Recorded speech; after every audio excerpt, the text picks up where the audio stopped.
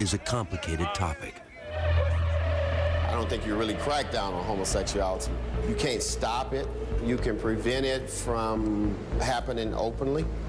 If the relationship is not causing a problem, generally we don't do anything with that. If they are not openly having sex, and you can have a relationship that doesn't have sex involved. But Mason believes it's the lack of sex that leads to the unrest among inmates. That frustrates these dudes. It's not a man that I know from 8 to 80 right now that wakes up and don't have an erection in the morning time, because that's what happens. We're dealing with reality. So when a man wakes up, first thing comes to the man's mind, damn, I wish I was on the street. Damn, I miss my wife. But behind bars, sex can be a combustible concoction of desire, desperation, homophobia, and predatory behavior, especially at prisons as notorious as California's Pelican Bay. This is the last place they need to be sending a flamboyant homosexual, is Pelican Bay. Inmate Adolph Green was out on the Pelican Bay yard when our producer noticed him and asked for an impromptu interview. I'm flamboyant homosexual, the ones that prefer to try to fix themselves up like a girl. And we call each other girls. You understand? And some of the dudes around here, they call you girl, hey, come here, girl, and this and that. But then you have those that smile in your face and laugh at you behind your back. You walk around the track and you hear somebody call, look at that punk, that faggot. It's a bunch of disrespect day in and day out. Green told us that those who are open about their sexuality face retribution from other inmates. You have people that are undercover. You got people that are hiding in the closet, that's doing each other. But the minute they see somebody that's flamboyant, that's out, that they don't understand, then they have something against that. And to go through this here every day with a bunch of people telling you what you can and can't do, who you can live with and who you can't live with because of your sexual preference is wrong. Because half of the ones telling you not to do it are the ones that's doing it in the closet. And in this environment, sexual partners can turn into blood enemies in the blink of an eye. In here, you don't have no friends, I suppose. Because you can laugh and you can sit up and talk and play cards and dominoes and whatnot, but the minute something happens to you, they all go the other direction, leave you to die. And they got a lot of people up in here to call each other loved ones. I love you, I got love for you, you my homeboy. But the minute you do something that they don't like, they'll cut you. That's what Pelican Bay is about. But we've met many openly gay inmates who have little or no fear about being who they are. Yeah, they call me Amy. I chose that name, you know. I want to live my life as a girl. I've always felt like I was a girl. When we met Matthew Campbell, he was serving 12 years for armed robbery and assault at Kentucky State Penitentiary. But his troubles began much earlier. First time I went to jail was 15 years old. I burned the elementary school down. And it's pretty much downhill from there. And as an openly gay man, Campbell's time behind bars has had its challenges. Being gay in prison is really hard. I mean, it's hard enough to do time in here, but the fact that everybody knows that you're gay, there's constant pressure for, you know, sex. You have a lot of people here that, now that they're in prison, they resort to what they have to as far as sex.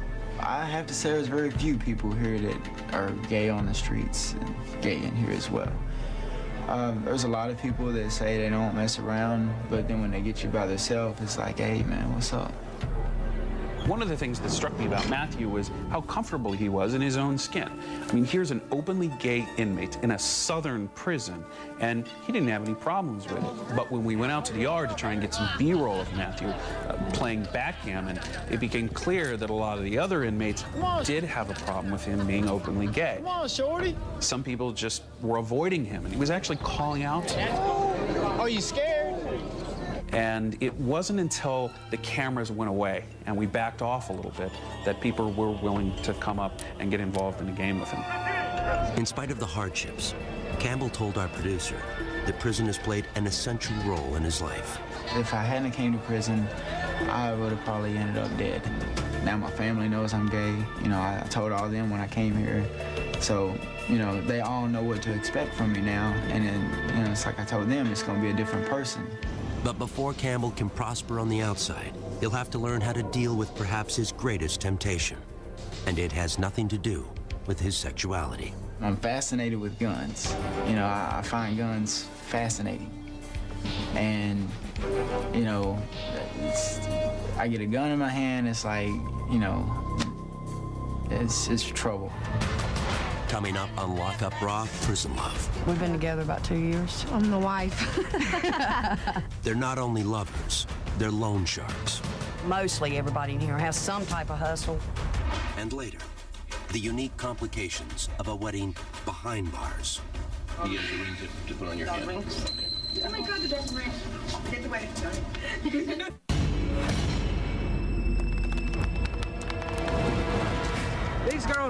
These girls right here is my homies. And damn right. Some of us been together here 4 years, some of us been together 5 years, some of us been together a long time on relationship, you see what I'm saying? If male inmates look for sex in secret, we found a different story when we visited the North Carolina Correctional Institution for Women. The female offender has a lot of needs, and part of that is to feel that someone cares about them.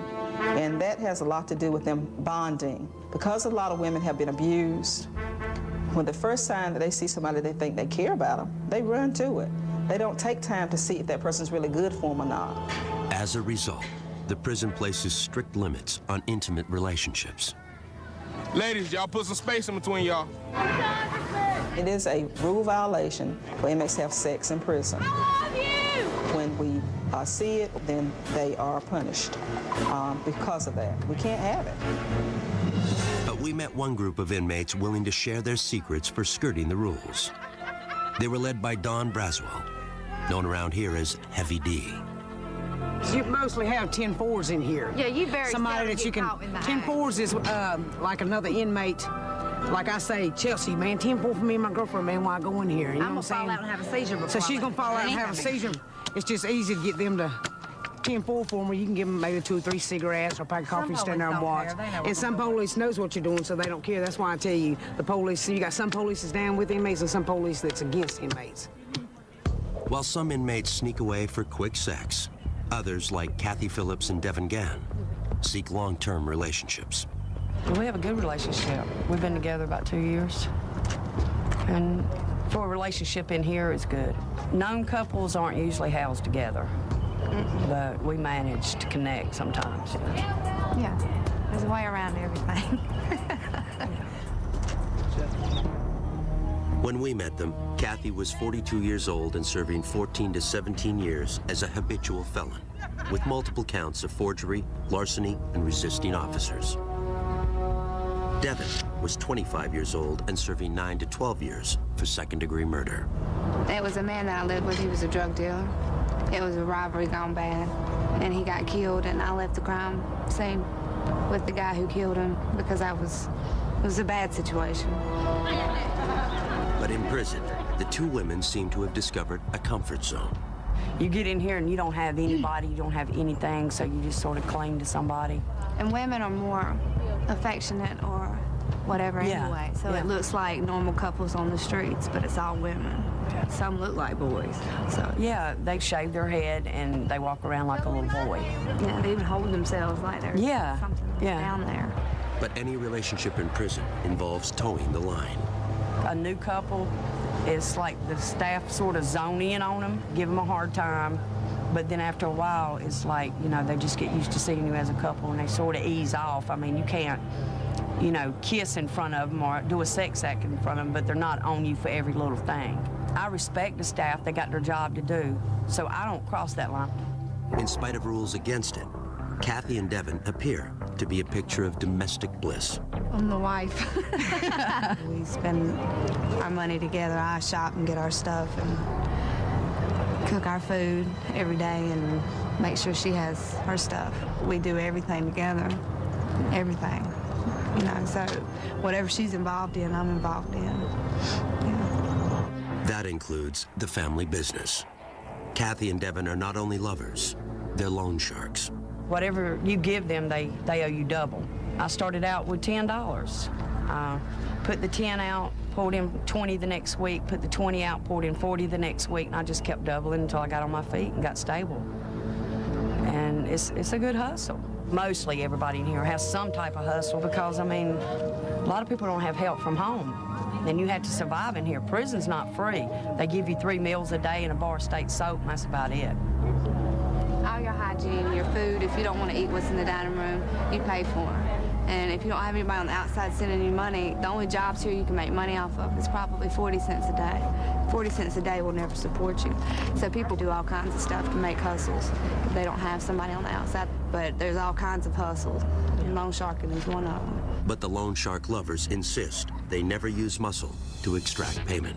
If somebody doesn't pay me, I generally just, I mark it up as a loss. I just don't deal with them no more.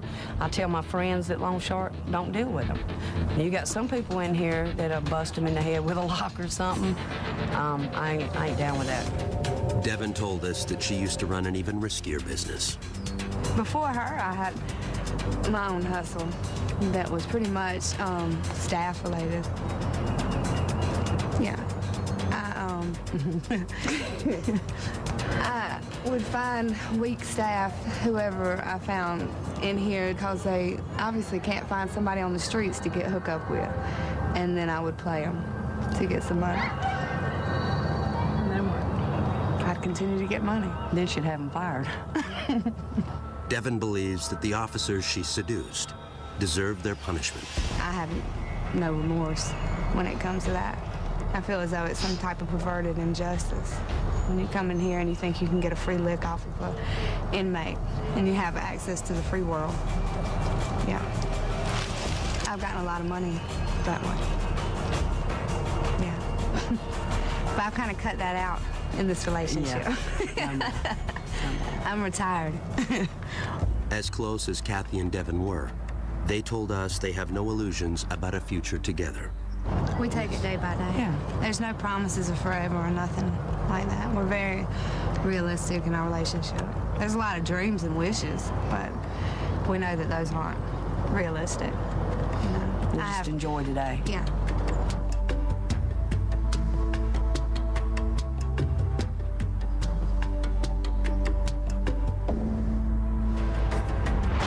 Next on Lock Up Raw, Prison Love. I, Raul, take thee, Leticia. I, Raul, take thee, Leticia. Exchanging vows when the groom is locked up. And later, when visitation includes sex, emotions run high. We're gonna go ahead and let you take one of these things. I need both of those. You can't tell me that I can't use my personal hygiene for my body. I need both of those. Raul and Leticia. Today is a very special day for both of you, because today marks the beginning of your new lives together as one. Under the best of circumstances, marriage can be challenging, even more so when it begins behind the walls of one of the nation's most dangerous maximum security prisons. Yeah, I can't even touch her or nothing, so you can't even consummate the marriage. The groom, Raul Vidal, has been in California's Pelican Bay State Prison since age 18. I was involved in gang, in the street gang, you know, drugs, violence, all that. We got a little shootout. There were 6 guys in the car they said I shot at, they were hit and all that, so they gave me 6 life terms for that. Because of his gang affiliation, Vidal is assigned to the secured housing unit, where contact visits are not permitted. Right now, here together, you stand free and apart from all other people in this world. Because right now, you stand within that charmed circle of your love together. Vidal and his bride, Leticia Jaime, were childhood friends and had reconnected 5 years earlier.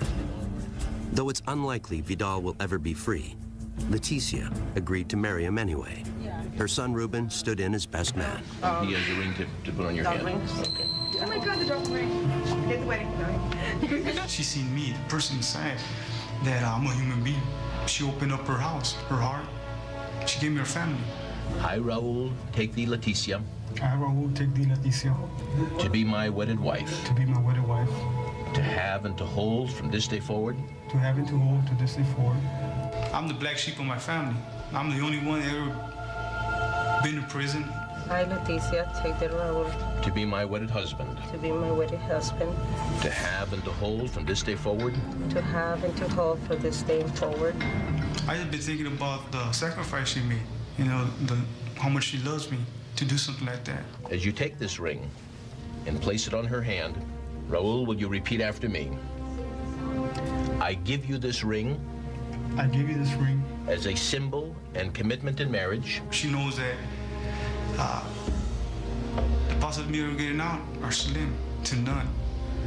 And she accepted that. This is the first day of the rest of your lives together. And we would all hope that tomorrow would be even happier. You may kiss your lovely bride. Though there will be no reception or first dance for this couple, the odds aren't totally against them. According to one study, unions in which one partner is incarcerated are less likely to end in divorce than a conventional marriage. But it gives me the hope, it gives me to feel love. She's just a friend, I'm a friend, and you know, we just got married, so to show love for each other.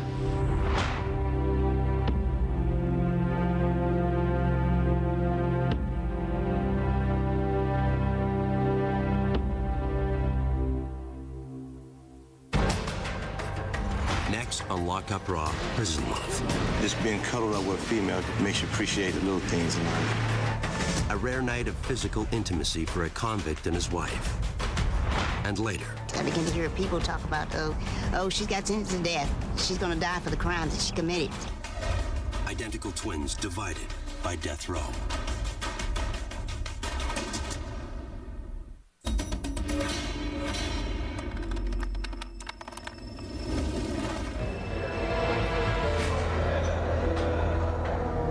Prison inmates don't have a lot to look forward to, so visitations are a big deal. For some of these inmates, you know, they haven't seen a child or a wife or a parent in years, so it's a very dramatic time when they come to visit them. And in lockup, these visitations have provided some of the most compelling moments in the series. And few visitations provide as much drama as conjugal visits, when an inmate is allowed an overnight stay with his spouse.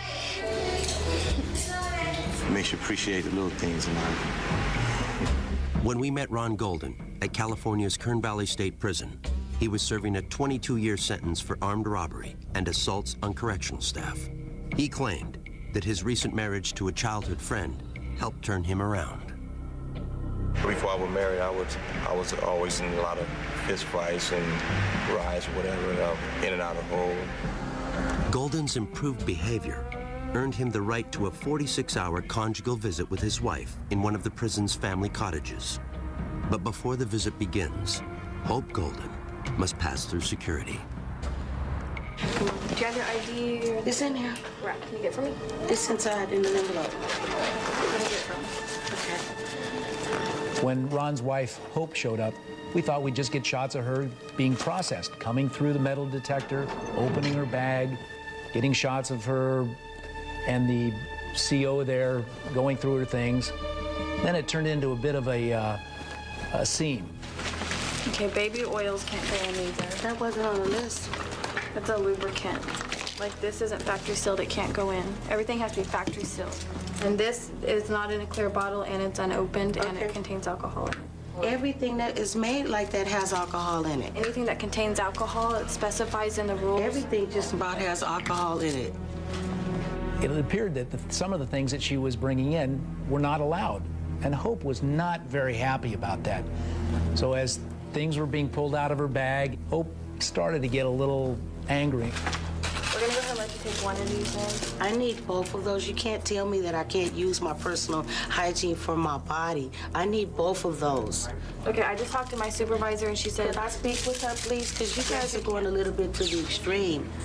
Okay, I'm just letting you know the department's policy. And I'm asking you for some advice. You're asking me to come in here without any type of lotion or oil for my skin. I'm a woman. You guys are really going to the extreme right now. No, ma'am. No products with alcohol are allowed. You need to abide by our policies, ma'am.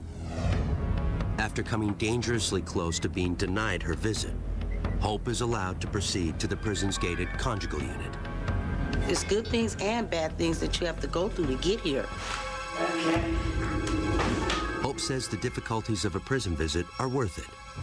I knew who he was before I started coming to see him at the prison, and I liked him then because we were friends first.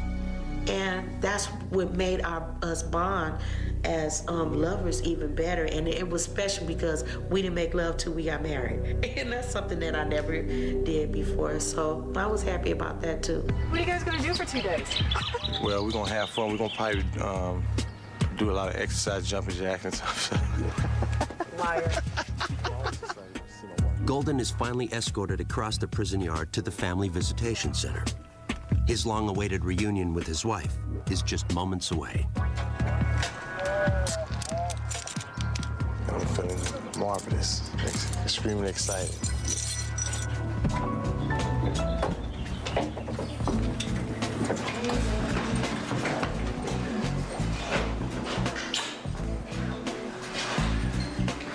You nervous?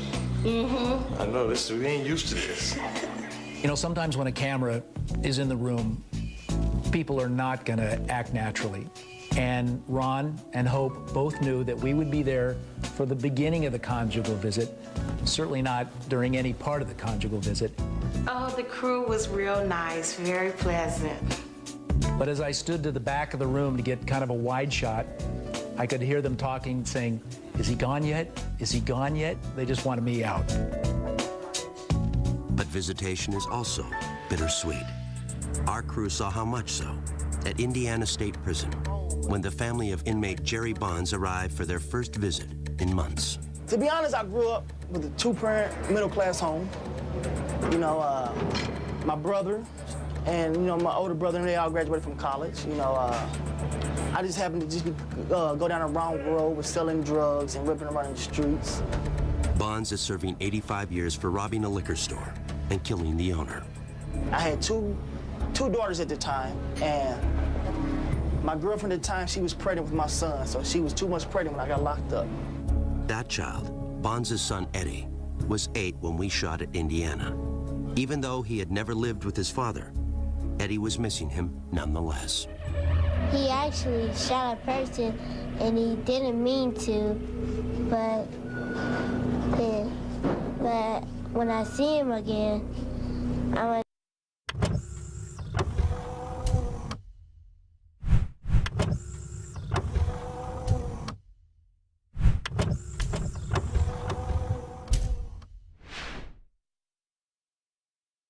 to live with them is be with them together so we can go to the park and the museum. His youngest son cries sometimes because he doesn't have his father around. And there's some things that he really needs to be in his life for.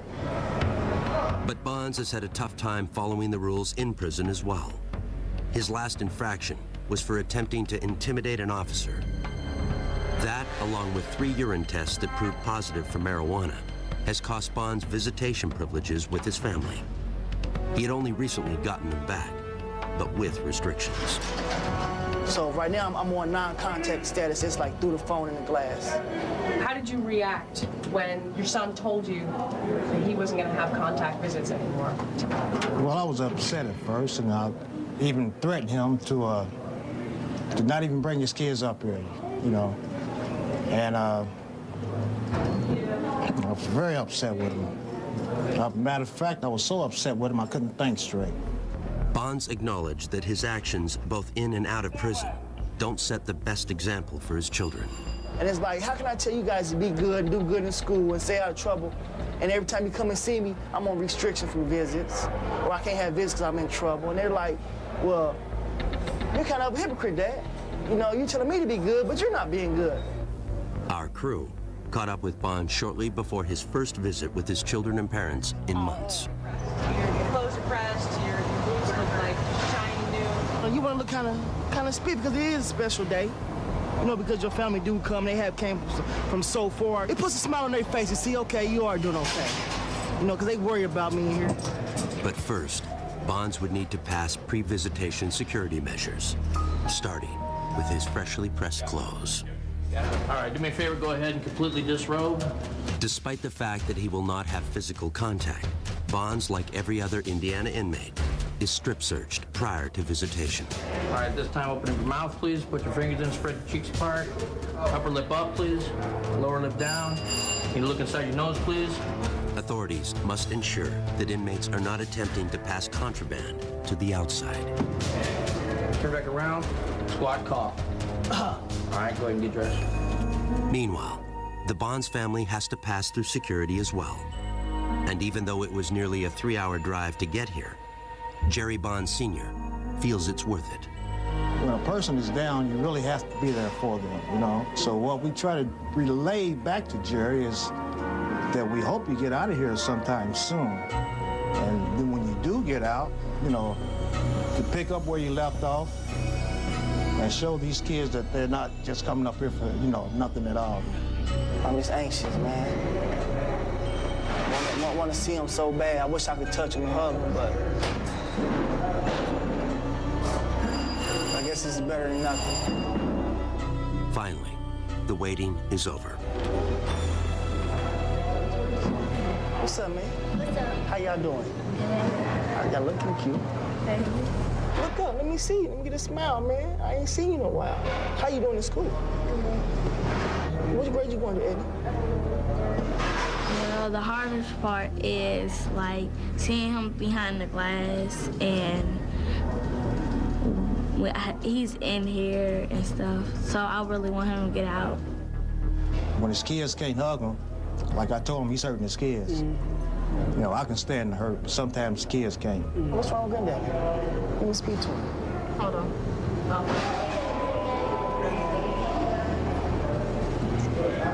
What's going on, man? Hey, what's happening, Dad? How you doing? Staying strong? Yes, sir. Yes, sir. Hey, thanks for bringing him up for me, Dad, man. I want to let him know that we love him no matter what, but make it easier on us when we come up here. We're in here with you. Don't make it to where we are locked up, being locked up. You know what I'm saying? Hey, have I ever told you I loved you? Have I ever told you I loved you? I love you guys.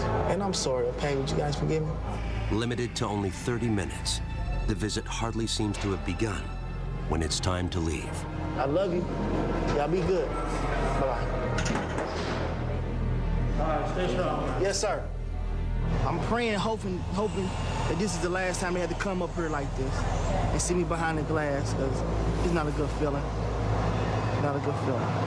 I just feel about when I don't see him anymore, I get sad, and when I see him, I get happy. I want him to be here, and then I don't want him to be here. I want him to like learn his lesson while he's here, so that when he comes home, he knows right from wrong and know what to do and know what not to do. As a mother, I'd like to just touch him and are you okay? I want to give him a hug. And I haven't been able to do that, but I know one day I will. Coming up on Lockup Raw, Prison Love. I love him to death. I'd do anything for Brad, anything, short of killing somebody again. The family bonds that lead to murder, and later. One of the first things that I noticed was something that I never thought that I'd seen a million years on a prison yard. And that's all of the cats. When inmates adopt. Especially when they're little babies and you can raise them up, pet them, you feed them, you watch them grow, and that's your cat.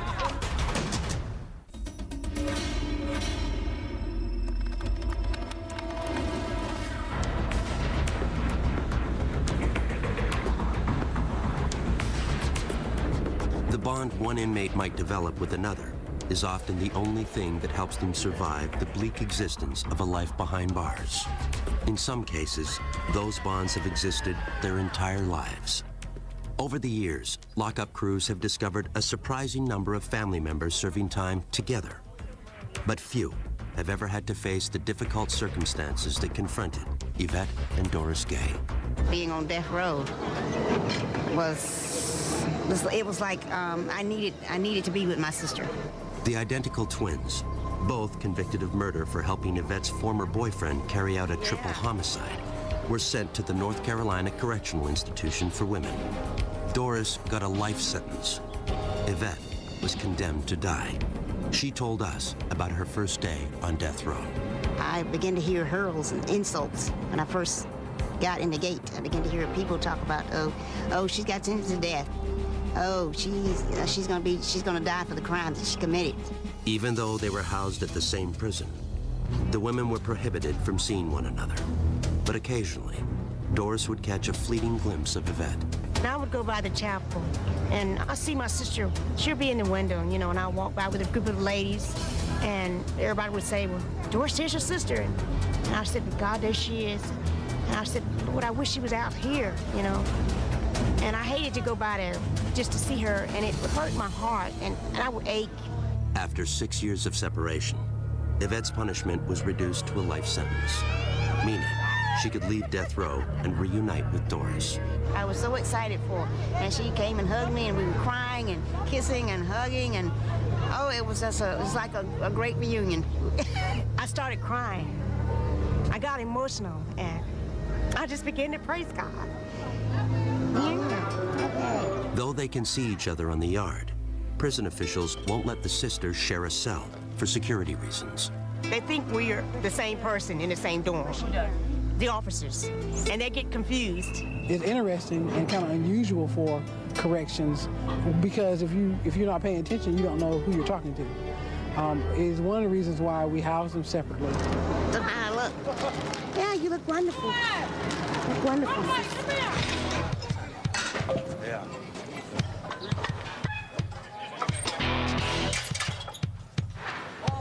That's my only brother. We're really close, we're really tight. We eat together, we live together, we work together.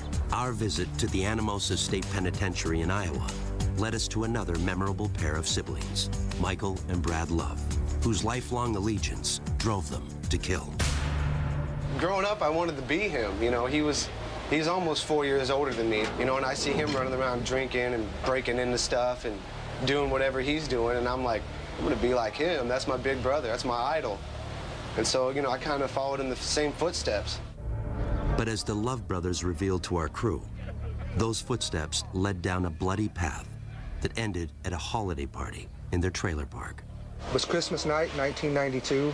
Me and my brother went to a party with what we thought were friends, but they tried to rob us to take the liquor that we had brought. And they just started beating me up. There was like 4 of them. They hurt Brad. I couldn't let him get away with that. They threatened his life, and I couldn't handle that. So we left, went to my trailer.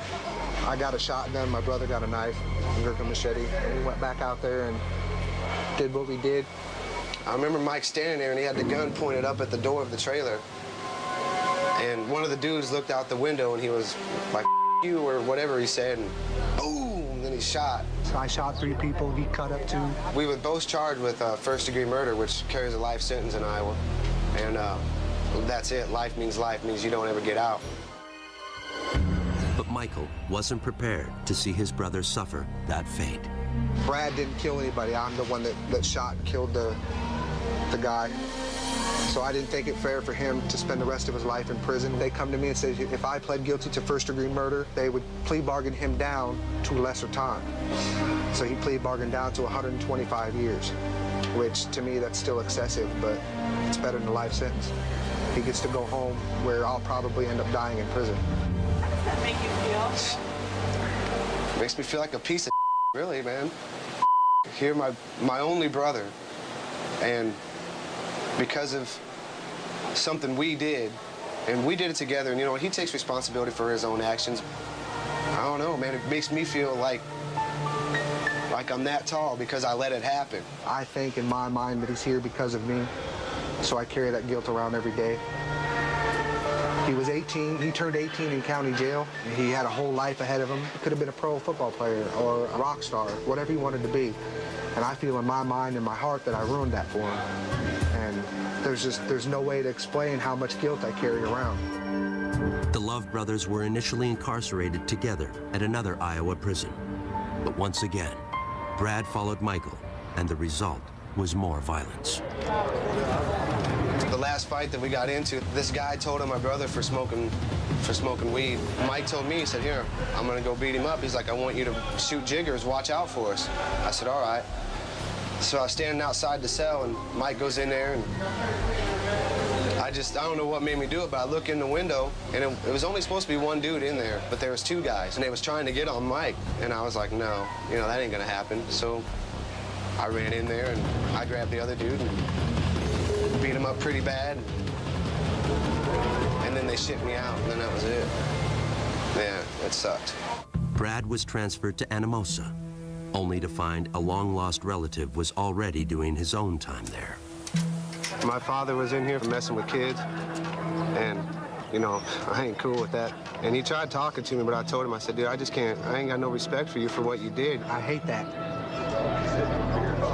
That's the worst crime that you can do, including the crime that I did of murder. I think that's worse. In 2003, their father died of a heart attack while still incarcerated. When their mother became ill, authorities approved Michael's request to be moved closer to her home, which reunited the brothers at Anamosa. I was just excited to see him again, man. It was, you know, it's my brother. Can't ask for a better to hang out with. The Love brothers may have found their place, but as we learned, their bond has yet to face its ultimate test. I'll never see him again. Once he gets out of prison, that's it. I'll never be able to visit my brother again because of Iowa law. Anybody on paper or parole can never visit anybody while they're incarcerated. Yvette and Doris Gay know all about that. Since our visit to the North Carolina Correctional Institution for Women, Doris has been paroled. The soonest she will be allowed to visit Yvette is in 2012, when her probation expires. Brad and Michael Love have more time. Brad is currently eligible, but has not yet made parole. So we're going to spend as many years together here as we can. I love him to death. I'd do anything for Brad, anything, short of killing somebody again. Coming up on Lock Up Raw, Prison Love. These cats is their kids. And you mess with one of the cats, I mean, these cats is their family. That's all they've got. The special bond between prisoner and pet. It's like anything, treat with love and respect, it'll treat you with love and respect back.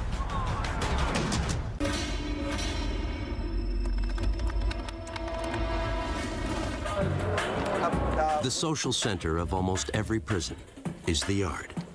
It's the rare space where inmates socialize, exercise, and occasionally fight to the death. But lockup crews have found that on some yards, even at dangerous maximum security institutions, inmates have found something to fill their hearts with love and nurturing, just not for each other. This is Bane. This is my buddy cousin, Ted.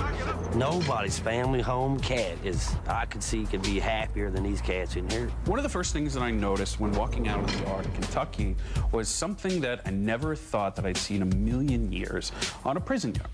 And that's all of the cats. They were all over the place. Nobody remembers exactly when dozens of stray cats began to adopt Kentucky State Prison as their home. And as our crew discovered, the inmates were more than happy to adopt the cats as pets. Especially when they're little babies and you can raise them up, pet them, you feed them, you watch them grow, and that's your cat. They're like a kid. It was really amazing to see all of these felons, the guys that were in the state's maximum security penitentiary, with cats climbing all over them. They had them up on their shoulders, they were petting them constantly, and it was really interesting how the inmates had developed very, very nurturing relationships with these cats. We've got all kinds of cats, and you've got these guys here that these cats is their kids. And you mess with one of the cats, I mean, it's just like messing with my kids at home. I mean, these cats is their family. That's all they've got. And like any proud parent, the inmates shared photos of their favorite felines. We cat lovers up here. Now here comes one. This is a monster right here. People had specific cats, and if you didn't want anything to happen to that cat, the last thing you were going to do is commit an act of violence that would send you to segregation where you couldn't care for it anymore. So in this funny little way, the cats contributed to a lower level of violence on that yard. The vet comes once a month. You can buy dry food and medicine and toys and stuff like that. So guys work hard at their jobs to earn their money, and they'll spend it on. And sometimes their bet deal's 60, 70, 80 bucks, takes everything they've got. Come on. Just give me some room.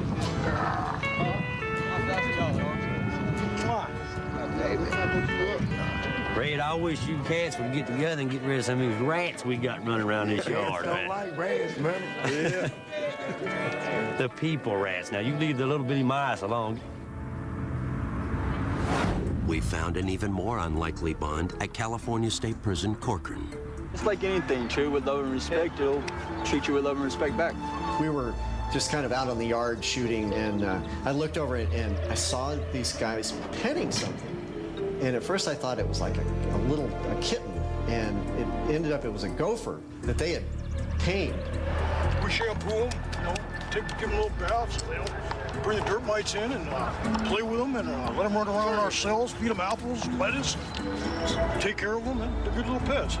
It's like the best companion I've ever had. A lot of the guys that we ran into have probably never had anybody, you know, to love, or anything or anybody to love them. And, you know, when you run into somebody who is, you know, adopted a gopher and it gives him some sort of outlet for affection, it's got to be a good thing.